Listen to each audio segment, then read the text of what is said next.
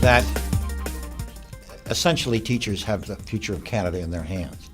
It is teachers who basically perform the transmission of knowledge from one generation to the next, without which no country, no society can survive. The Aboriginal Canada is the youngest and the fastest growing segment of our population. The high school dropout rates are terrible. The quality of grade schools are simply beyond the pale. And while there's some outstanding exceptions, that unfortunately is the rule. And it's immoral and it's uneconomic. And it is the responsibility of all of us to work with the Aboriginal leadership, which is outstanding in most cases, to deal with this issue so that in fact there is no discrimination against any Canadians in terms of their education.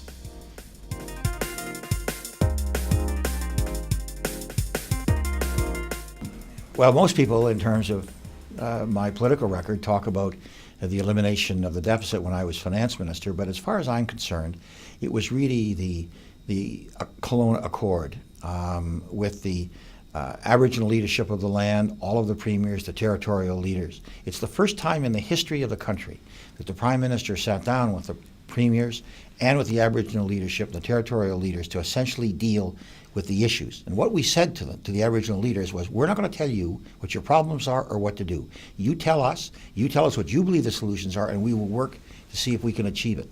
And after 18 months of negotiation, we did. That was the Kelowna Accord.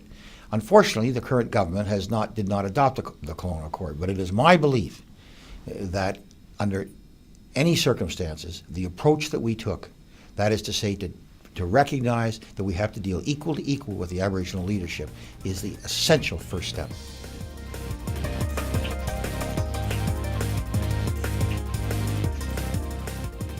The honorary degree from Nipissing means an enormous amount. This is a tremendous university.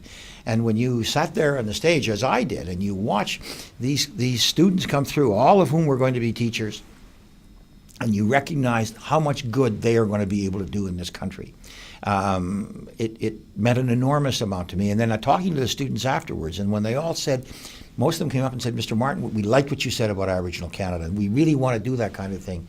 I really do believe that essentially what we're doing here is preparing the Canada of tomorrow. And I think in the forefront of that is Nipissing University.